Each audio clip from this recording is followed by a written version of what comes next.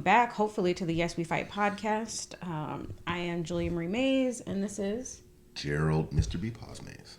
Yeah, so thank you to everyone who will be joining us this morning to the Yes We Fight podcast. This is kind of always something that we're always thinking about throughout the week of what are we going to talk about? How are we going to do this? Things like that. Navigating schedules. I'm pretty sure most of you out there are navigating and juggling multiple things. Yeah, especially on a Saturday, it can get kind of hectic. I don't know. I remember when we were coming up and our kids were smaller. Saturday mornings meant sitting at the park, watching football, watching basketball, sports, watching something, cheer, all these things. So if you're here today, we definitely are appreciative of you spending a little bit of time on a Saturday morning with us. We still are in the process of working out how to upload all of these to YouTube and to the a podcast place where you can listen to it in your car on iTunes. So be on the lookout for that. And by us, we mean him. Yeah. Because I don't know. You don't know how to do anything. I don't know how to do anything. You just show your pretty face up and sit down here and talk to the people. No, I appreciate it. So for those of you who don't know, I am a first grade teacher here in Clark County School District. We live in Las Vegas, Nevada. And you, Gerald? I own a small little company based on my name, right? Called Mr. B Paz. You can find that at bpaz.com. And basically we teach people how to have the life that they want by first choosing yourself and learning yourself and navigating you. So that's what I do. Well said. And that's the first time I've ever said it. Usually I'm on this thing like, I just be out here in the streets hanging out. Right, which we have been working on. We did discuss this. We had a conversation. Yes, we did. And I was like, no. You do a lot of really great things. You obviously, you do. Oh, there we go. I always be pulling it up on accident. I was trying to comment because my mom's in it. Oh, maybe I just muted.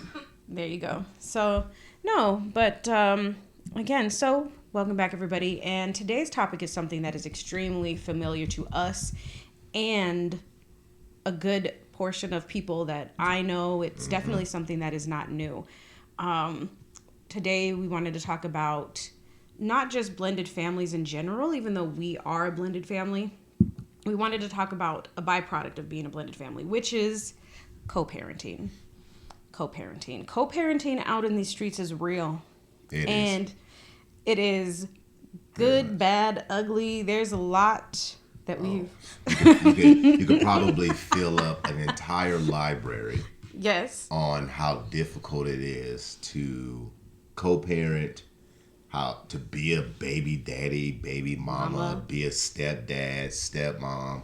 We can probably fill up the halls of the largest library with how-to books on those skills, because it's difficult. It is difficult. It's probably the hardest thing that I've ever done, and yeah, it's the hardest shit I've ever done in my life. Actually. Yes, and we came into our relationship already like that, not knowing the difficulties. We were young and in love. Young and stupid. We were I like to say young and in love, but we were stupid. Stupid, naive, definitely. I think at this age, right, I would never be a stepdad. Or the way that I was this way. Not never. I mean, I would never try to be a stepdad the way that I was now, because that is a ridiculous undertaking. So you would do it differently, or you wouldn't be a stepdad again? Period. I'm talking about if I had to start what I did when I was 22, 21 years old. Now, I would never do that. Okay, so a little backstory. So when Gerald and I met, I was 23.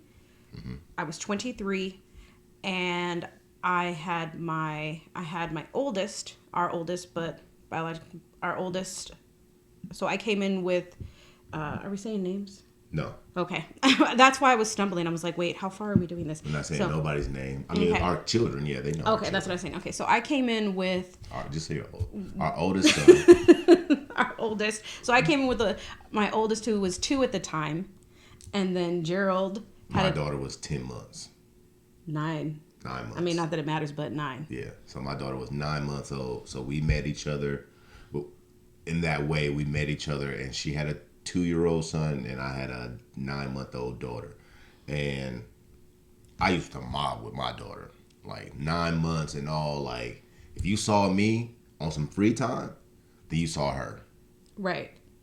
And the same thing with me. We were both really, really involved parents with our children. And that's one of the things for me that actually I really did like about Gerald, because it was the first time that I had met a young father that the very first time I had went over to his place, like I went into his room and there was her bed right at the edge of his bed. And she wasn't there at the time, but like I saw the little bed and I saw her little stuff set up and I was like, oh, okay, like, wow, that's neat. And not only that, he had her for like 3 days. Like he had her for 3 days. Like it was already split up like that. And I was first impressed on many different levels, because I was like, couldn't be me. You could not take my 9-month-old. That was just me, like, in awe. By the time my daughter's mother and I split up, we had already had time. I was already fighting tooth and nail. I probably shouldn't have, and these are some of the things that we're going to discuss, because I was an asshole, like straight up, when it came to my daughter. Like, I was a straight asshole.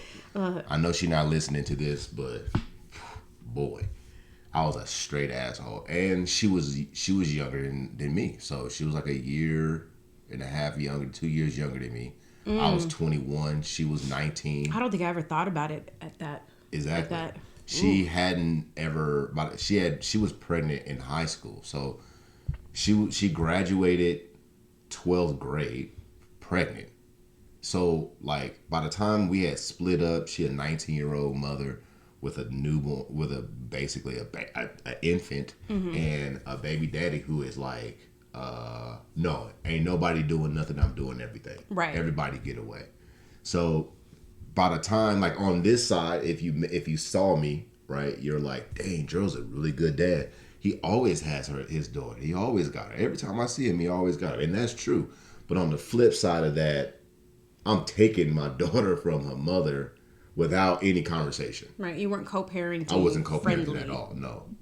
So, and I'm going to get into all of that today, because I think it's important, because co-parenting is something that it looks different depending on what your role is in that scenario. And we've been both. The interesting thing about our situation is that we've both had to be the step parent. Mm-hmm. We've both had to be the other person, taking you away from your previous relationships. We've both had to figure out like how to navigate the child and the other person, you more than me for obvious reasons, and then having to deal with that child grow up with both, with one more than the other. Yeah. And those dynamics. So it's crazy. So yeah. Did you so happen to pull up like how many families have some sort of like co-parenting? Blended family? So I was able to I was looking up co-parenting, and I couldn't find anything necessarily that was co-parenting, even though it did say co-parenting is common. So I pulled up a statistic from the Census Bureau that I thought was pretty interesting. So according to the 2022 Census Bureau, out of about 11 million single parent families with children under 18, about roughly 80% of those are headed by single mothers. Now, I pulled up that fact, even though it technically isn't like co-parenting, but I pulled that fact because I thought it was really interesting, because if you have that many households spearheaded by single mothers, how many of those households are co-parenting? You know what I mean? If you have that many households that are single people raising their children, predominantly mothers in this situation, either way, that's a lot of households affected by Yeah. co-parenting or, unfortunately, a lack of co-parenting. Exactly. And then side note, I mean, I think people have to understand that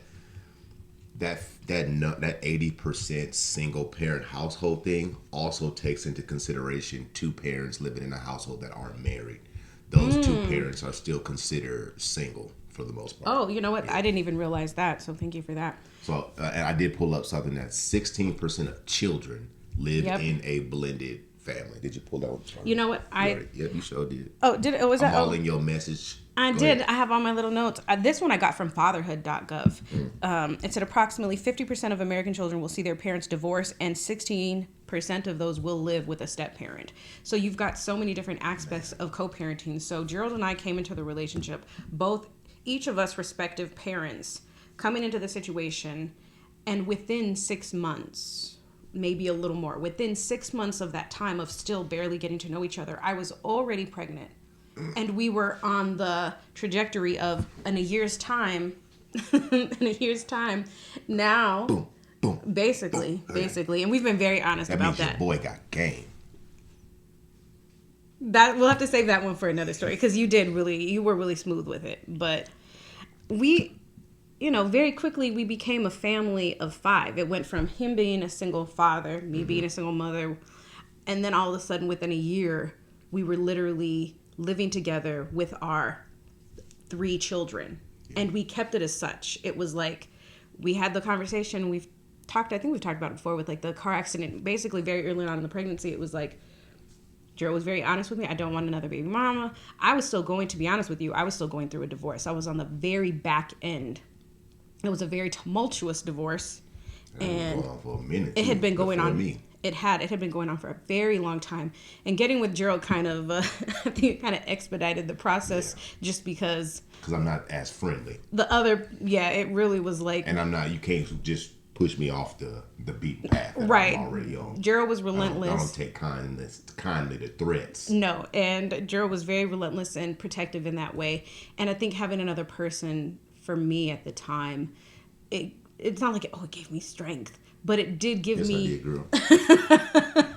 Because I picked you up. Oh my God! I told you I saved you. That part. But it was like I was moving on and I was ready to be done. So getting with Gerald, building that relationship, and then finding out that I was pregnant, it was really, really important to me. I'll speak for myself. I'm pretty sure he can have his own version. It was really important for me to be completely done with that marriage and like government-wise, paper-wise, and then just being able to move on and be free so that we could build the life together. And it was difficult. We had very young children. We had a 3-year-old then, 3-year-old, 1-year-old, and then I was pregnant with our now 17-year-old. Ooh, just turned 17 last week. Having a sleepover today. And we came in really strong. It was like, she's mine, he's yours. And that's how we navigated it initially. Yeah. And it was really strong. It definitely caused, Gerald was really strong with it. Like he said, he definitely was an asshole, but he was really strong. Like, this is mine. This is my son. Yeah. So, and that's the part where I want to go into first. Okay. So, in regards to my oldest son, who's now 21, I learned a handful of things over the years. Some things that I liked and some things that I didn't like, right? And then some adjustments that we made over his first 10 years of his life. But my parents didn't stay married. They got divorced when I was in the 5th grade, and I've had essentially 2 stepdads. I don't know if anyone's familiar with like Rich Dad Poor Dad, or that like dynamic between like a good and a bad. And I'm not necessarily saying that the first one was bad. I don't think I was good or willing to accept him to even build that up. So that's my first lesson will the kid warm up to me? And how do I need to do that? So my first stepdad, I did not like him at all. Not even a little bit. And probably just because of my own father, and I really wanted my own father, and I was at that age.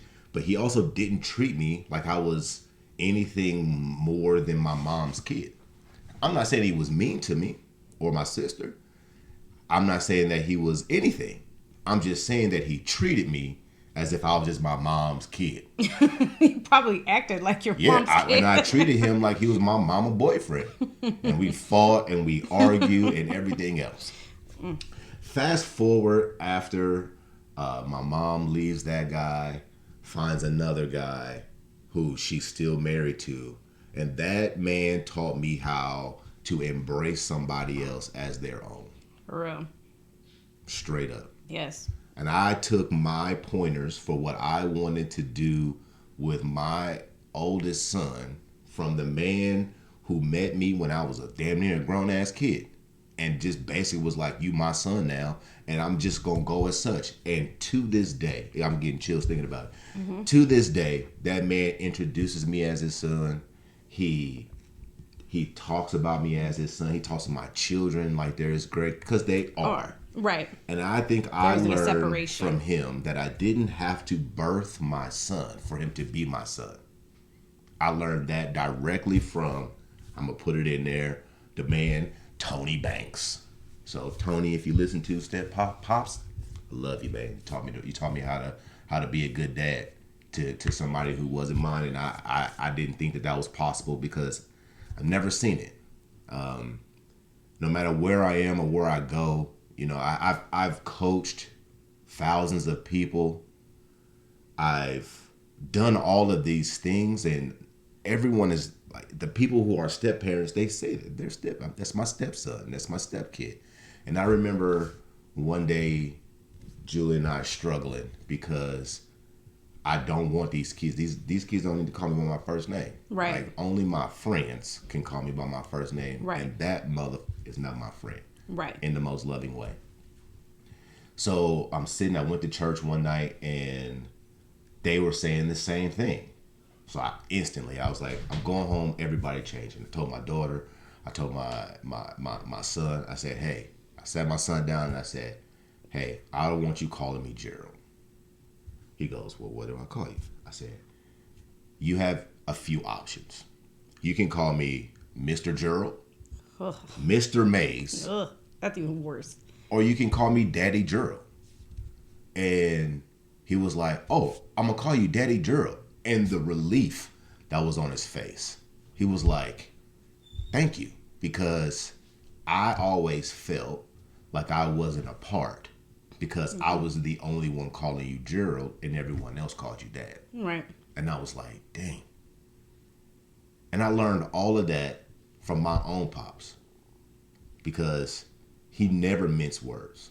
Right. He never ever was like, this is Teresa's kids. These are Teresa's sons. These are whatever, right? He never treated me like that. And I was like, if I ever had an opportunity, maybe I said this subconsciously, but I knew that if I ever had a son that I did not biologically father, I wanted to create in him the same thing that Tony Banks created in me. Right. And from my sister. So that was my little entry. No, and it was a really big deal at the thing. And as awesome and as amazing as that was, if I'm speaking honestly, coming from out of a relationship that was abusive and that was a very unhealthy situation, it was a double-edged sword. It was I was really grateful to have a partner that was so accepting of me and who I came into the relationship with. But it was also difficult because I can only speak from a mom perspective, but I'm sure that's very similar for a father. As a mother, when you come into those situations, I didn't realize how protective I was.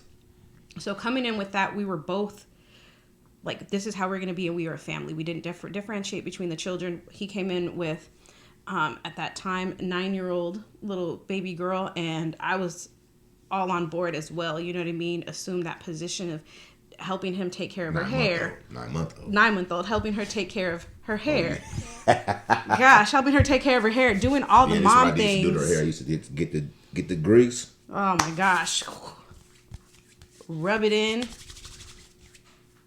And that was it. Let's go. All you saw were these big, bright, beautiful eyes and a bunch of hair. And I immediately, the mother in me was like, okay, we're going to have to work on this. So, we came in right away. But that, I think another aspect of this that it's important to talk about is, it's really hard to let someone else come into that space as well. It's really a beautiful thing, but it's also hard because there's still a protective nature there. And I only wanted to bring that up because I'm sure there's other families that have gone through, and especially when you're coming out of a domestic violence situation. For me as a woman, I was extremely protective. So Gerald coming in very strong, it made me feel comfortable, but then there was a little bit of hesitancy that I didn't know about until later. So it did create a little bit of back and forth between us because it's like, his biological dad at the time, again, like Gerald said, he didn't take too kindly to anybody else threatening who belonged to him not in a bad way, but just who didn't. You were very protective over. I don't play that. So it was good, but I also wanted to bring up the fact that there's aspects of co-parenting that even when things are really, really good, it's still difficult. You know what I mean? It's the hardest thing that I've ever done in my life. The hardest thing that I've ever, because no matter how good I ever was as a parent, a father to Dominic, I can't take the place of his biological. And there's a comment that says, it makes the relationship between the biological father and son estranged when the stepfather is so strong. Such a good point. And I agree, but I disagree. It makes the relationship between a biological father and biological son estranged when they don't do their part. Me being a strong parent is not a detriment to a strong parent. It is something that happens when that other parent is either intimidated or that person kind of doesn't, or they're not a good father. Yeah, or they aren't. But that person is in charge of being estranged. It isn't the strongness of the step parent. It is the unstrongness, because I don't want to say weak, the unstrongness of the other parent. Because on my daughter's side, her stepfather is fucking amazing. Yeah. Absolutely there amazing. There we go, absent. You know what I mean? Yeah. He does his role. Mm-hmm. He and my daughter loves him. Yes. Absolutely loves him. So I don't necessarily believe, because I show up differently, but that man, so if you listening to this too, I doubt if you are, but Kevin, bro, I appreciate who you are, and I appreciate who you have been for my daughter over the 18 years, because I don't know if she's ever told you, but she loves you and yes. she cares about you. Yes. And when she's here and she's putting things together and she's talking to me about all the great things, you are one of them things in her life. For sure. And we want to create parenting situations where your primary relationship or your biological parent can work in conjunction with whomever else is involved. I can remember when we first started, your mom used to tell us all the time, if you guys can just figure out a way to work together, the relationships of the family would be so much better. I'm sure she didn't word it like that, but that's how I can see it now. And it's true. At the time, we weren't those people to be able to do it, and neither were they. But that's true. And if you can work... no. If we can work in a way to blend the families, that's why it's called blended. To right. blend it instead of trying to create these primary and secondary households, then the kid will benefit. And I think so many times we get put in a situation where the parent wants to step in the way of because they have their own set of beliefs and morals, and the other parent household has their own set of beliefs and morals. So you're really just firing missiles over from your household to the other household, and the child is the one who doesn't benefit. The child is the one who gets torn down. The child is the one having to figure out, well, can I take my damn clothes to my mom or my dad's house? Right. Or do I have to pack a bag? Do I have to do all of these things because my parents are fighting about how much money they spend on clothing, how much money they spend on these external services? And I think we decided that we weren't going to do that. We're just going to pay it. We're not going to argue about money. We're not going to fuss. We're not going to do anything. If the other parent cares that much, then do it. Right. I don't care that much. So do it. If your parent wants you to pack all of your clothes, then that is something that you're going to have to take up with your parent. But for me, it's yours. So take it. If I buy you a whole bunch of clothes and they're up here for 3 days a week and you want them, why would I say no? Right. They're yours. And I bought them for you to use here and there. And I think so many times it's like, no, these are mine. This is my stuff. This is right. This is mine for here. That stuff for there. And the thing that I wanted to point out too is that we're simultaneously co-parenting, step-parenting, just for the sake of the terms of understanding what we're doing, all at the same time in two different fashions. Yeah. So with our oldest, with our son at that time, I like to refer to his biological father. He's been consistently inconsistent. There were periods of time where he came in really, really strong when he was really high. And then there were bouts of time, lots of time. Life high. Life high. Like everything's going well. Yeah, life high. He came in strong, trying to really be there. And then as his emotional health has been wavy through the years, so has his parenting. So we're dealing with one child who is, for the most part, this has been his primary household for his entire life. Yeah. And there's been spats of where he's gone back and forth a little bit, but that has been very sparse in comparison. And then so I've been able to be his basically primary dad right. for a majority of his life. Right. And then at the same time, we've got our oldest daughter, who has been steady back and forth her entire life. Yep. Week in and week out. 3 days here. Yeah, 3.5, 3.5, 3.5, 3.5 her entire day. And that creates problems too, just so you know. Right. We're going to have to talk about that. Right, exactly. Oh, sorry. So it's like, you're dealing with that. And some of the difficulties with that, I love that you pointed out, it's like when we buy things for the kids, it's really difficult because finances are very personal. Mm-hmm. You know what I mean? You pay for things. And I understand that it's like, I'm telling you, to not fight over these things or the effects it has on the children, also simultaneously understanding that is a very difficult thing to do because it's personal. Because it is personal. I'm working hard for my finances. I'm really working. And then child support, we're talking about child support. Mm-hmm. You know what I mean? We, as awesome. I sucked at child support. I also feel like I shouldn't have to pay child support because I split time.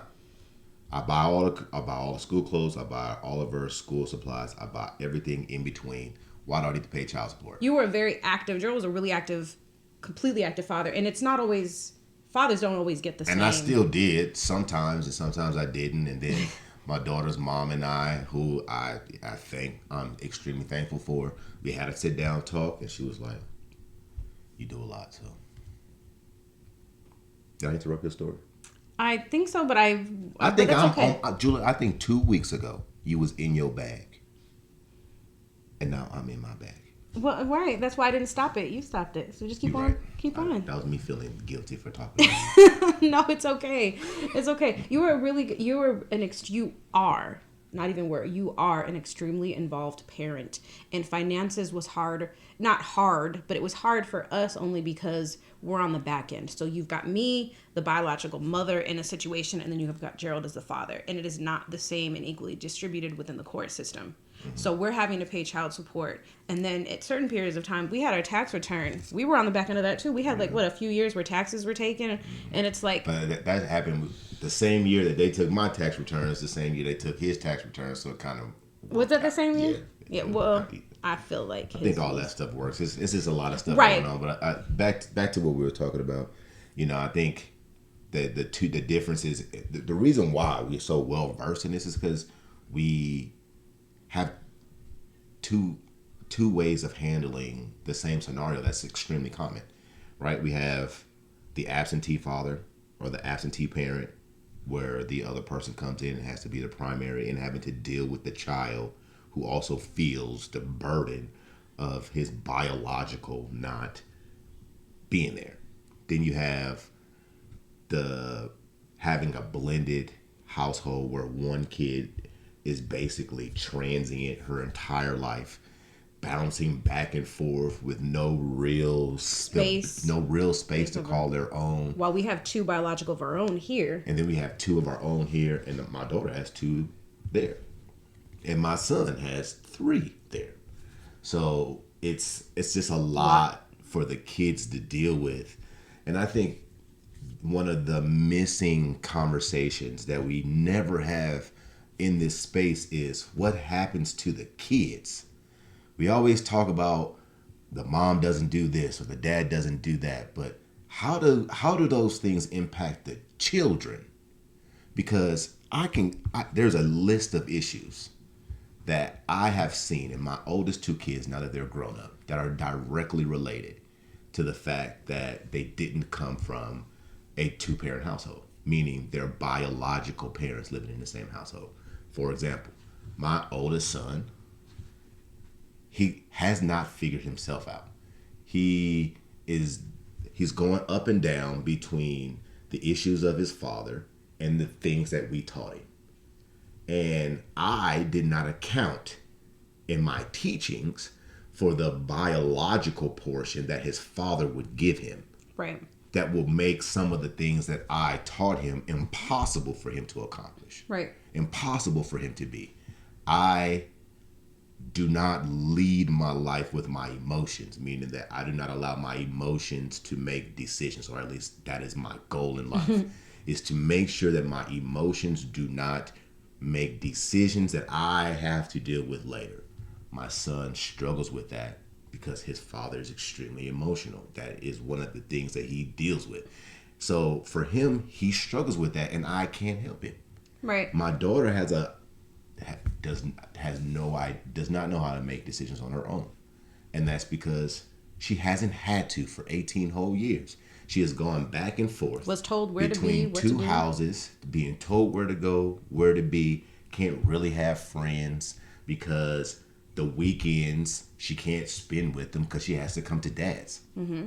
So there's so many levels to raising children in these households, and we like to pump ourselves up because we're doing a good job, and we are, but we never talk about what these kids experience. How hard is it for a child to grow up in between 2 households and watch their siblings grow up in that household, build memories, build things, have secret conversation, and you always feeling like the outsider.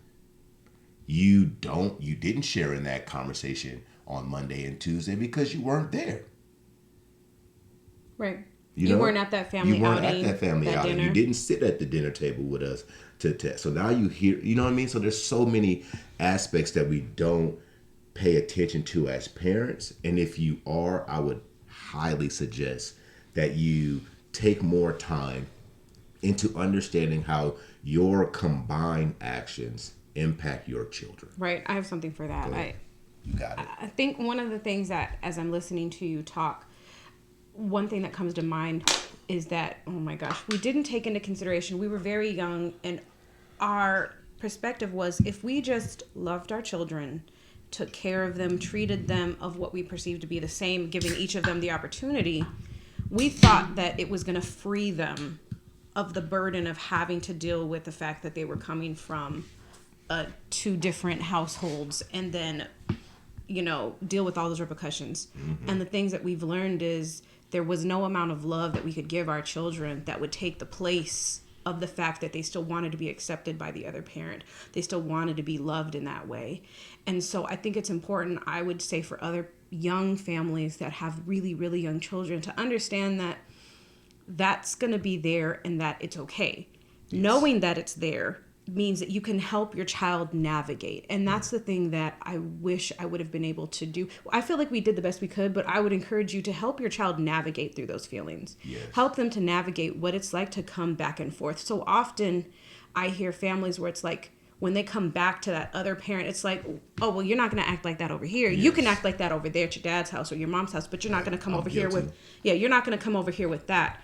Instead of understanding that child is really trying to weave back and forth. And is it a fact that maybe your child acts different at the other parent's house and here? Yes. Probably. Factually speaking, yes. Because they act different at school. Right. But there's an emotional aspect that as parents, we have to make sure that we're giving our child the tools to be able to navigate through things and make sure that we're helping them to identify that stuff so they're aware of their self and able to go through it. So I think that's something that I would say to other families that have really, really young children, that it's okay and they're going to feel that way, and don't take it personal, especially from a step parent.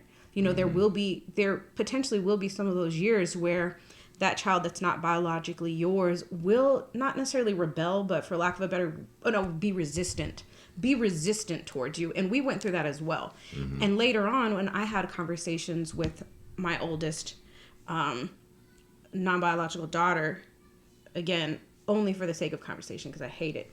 But our oldest daughter. I only have one. Okay, so well, that's true. Fair, I like that. So our oldest daughter, having conversations with my oldest daughter, we were able to have those. And she was very honest with me. And it's like, I realized that I really loved everything that you do. I'm very traditional mom of making the lunches and being there. And she loves and still to this day appreciates all those things. But she didn't want those things from me at that time, especially in her early teens. She wanted those from her biological mom.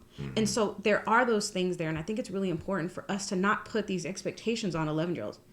Like, they're 11 years old and we're looking at them like, why is he acting like that as a step parent? Like, we're going toe to toe with these young children's emotions. And I'm like, we've got to be more emotionally as if mature. They're supposed to know. Right. As if they are supposed to know that the reason that they're struggling emotionally is because my decisions as a parent. Because they don't feel welcomed.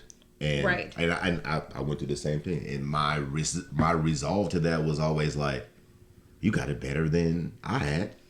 Right. Or something of that matter, right? I'm like, God, dog, there's so many missed opportunities. Right. To have reached out and pushed my kids forward. Who's out there? I'll tell. Hold on.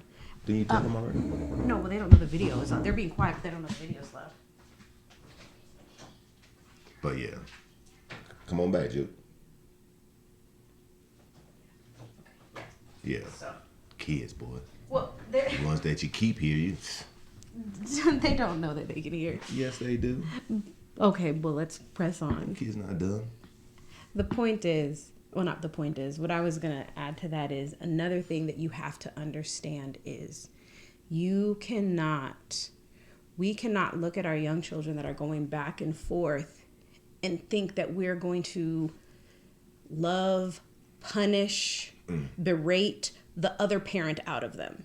You act just like your mama. You act just like your dad. There are characteristics in our children that come into the relationship with our partner, and it's like we feel some kind of way about that their biological parent, or we feel some kind of way about something, and then we project it onto these children. And it's like, that's not okay. It's not fair. It's not okay. And it creates something in that child, because now you have a little child who is, or a young teenager, or a young adult for that matter, that can be carried of feeling some kind of way because they are like their other parent. Is there something wrong with me? Yep. Now we give that to our kids. And so it's really important to understand that in a blended family, all of the personalities are going to be different. And it doesn't matter. This happens. I come from a 2-parent household. All 4 of us have the same parents, and all 4 of us are different. We have certain characteristic traits that are very similar, but we are all still very different. So you have to think that if you're coming into a blended family, there's an expectation everyone's going to be different. They're going to handle it differently. They're going to think differently. So we have to make sure that we're mindful of this and trying to meet the needs of our children. 100%. Instead of looking at it as a burden. I'm going to treat you all the same. You all get the same thing, which I understand That was our thing in the beginning, was everything needs to be equal. We give the same. We do the same. We would navigate our vacations and time and out making sure we all could making sure everybody was together. So I think there are some spaces where you do want to make sure that is consistent. But you're 100% right. Yeah, I'm from an emotional perspective. And I'm guilty of that. I used to, the parts of my daughter's mom that I don't like are the parts that I recognize in my daughter. Mm-hmm. And for the longest, I used to tell her. Right. No. You know what I'm saying? I used to tell her. So I think all of that stuff is wrong, and you got to pay attention. You have to know what you're doing with your children. Yeah. No. 100%. I think it's one of those things where, you know, what we did was fine in the sense of we really tried to come in loving our children, and we did. We came in, we loved our kids, we treated them the same as far as we made sure that everything we did included all of them. It's just really, really important to understand that because they're different, don't take it personal and allow for those differences to be, so that you don't create an environment where now you have a child coming into the house and they don't feel welcomed or they don't feel loved. We're taking out how we feel about that other parent onto our children. Mm-hmm. And we have to understand that our children are all affected by our decisions. Every single one of our children, all 4 of them, are affected by the fact that I had a child previously in a relationship, Gerald had one, and then we came together. So to take that away from our children as far as emotional, to not think that they're going to feel something or be affected by that, I don't feel is fair.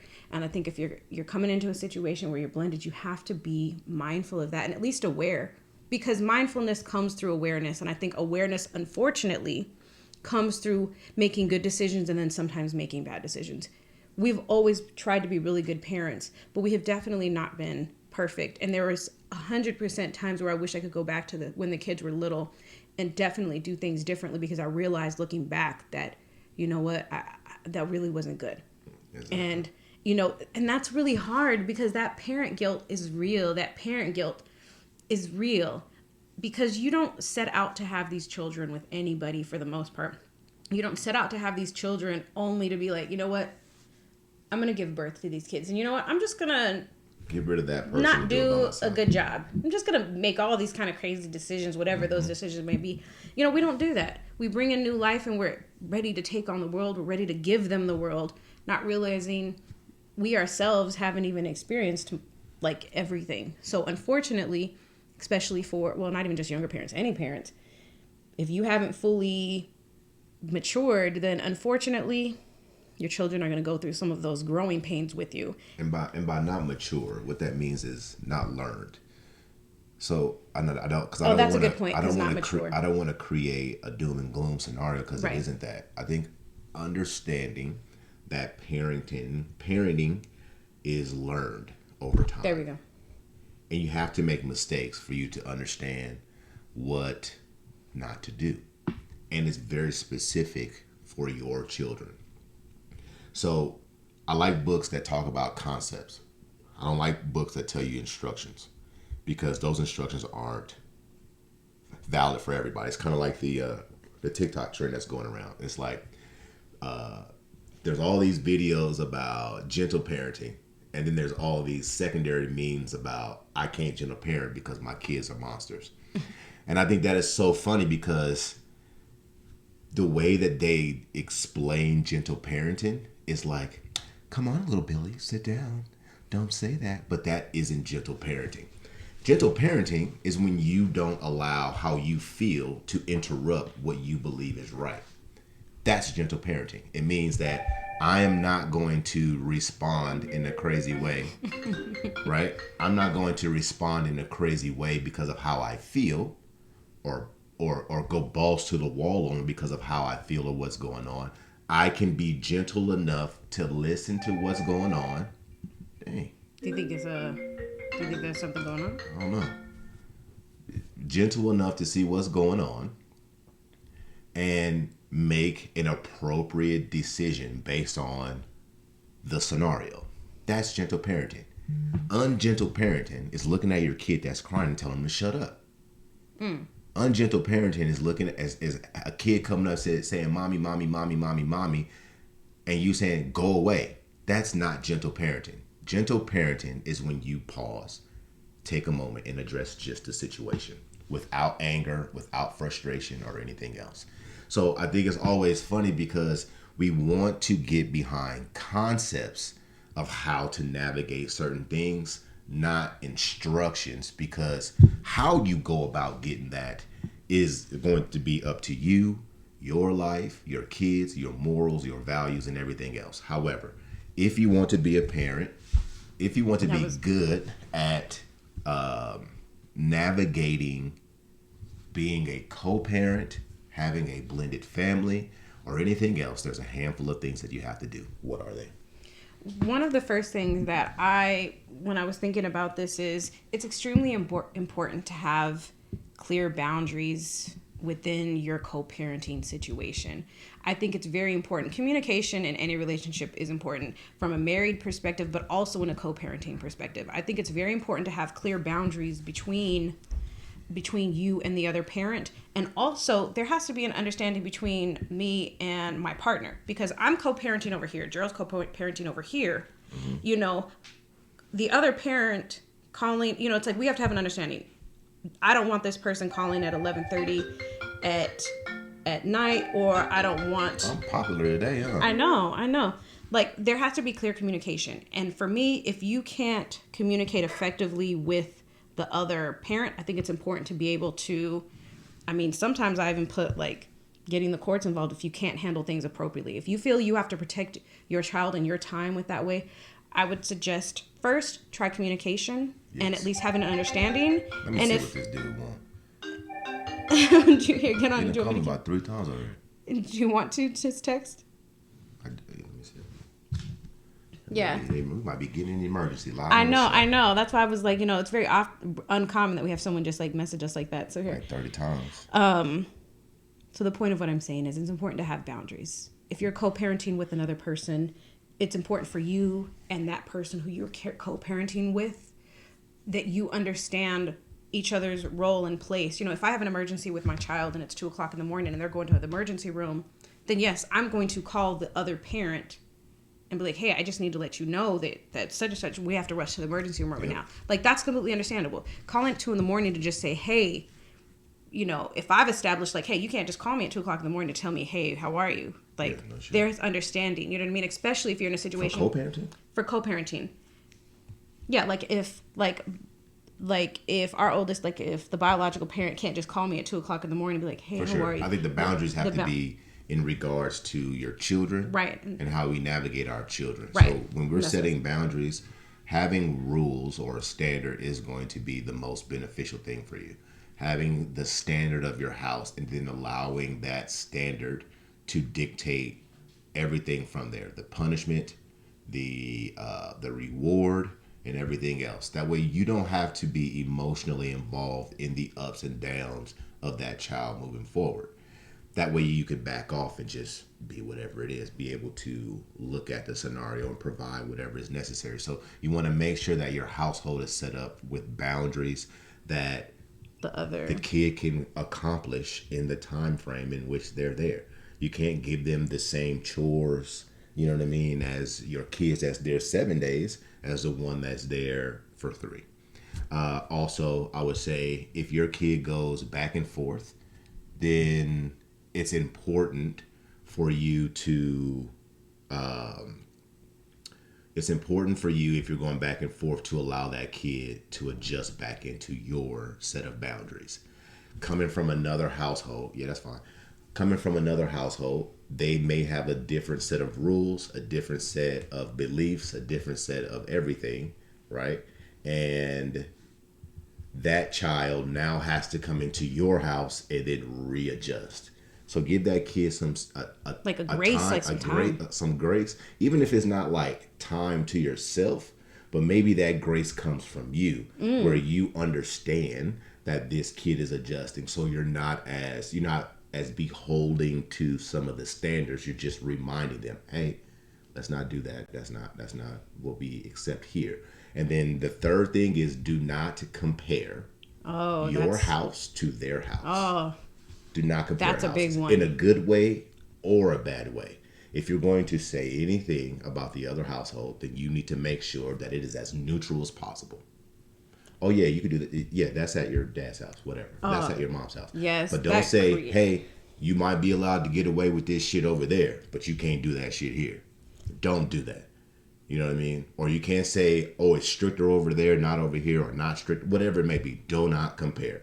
Those are the three things that you need to know about creating a safe environment for your kids to navigate, because your child did not want to have to do this. Right. You did this to your child. You put that child in a position to have to go back and forth. You got to move on and go find the person for you that really does this, and this person is left having to build a life around your previous mess. So do not ever take that shit lightly. That kid did not ask to be there. That kid did not ask to be in that situation. So do not treat them as if they owe you something for it. They don't owe you anything. The fact that they're operational in this world should be good enough. But do not, for one stretch at all, put that burden of your failed relationship on your child. No, 100%. I know. Well said. I was like, I think you're right, Gerald. I think today's was yours. No. All in all, co-parenting is tough. It's difficult. Keep the communication open. Understand keeping your child first and allowing for them to have a safe place to voice so that they can navigate and learn through each and every different stage of being a part of two different households. I would say is, just something to be mindful of, because they will be different at 3 going back and forth than they are at 15, than they are at 20. So, I hope all of you guys are out there co-parenting safely. Take care. Until next Saturday. See ya.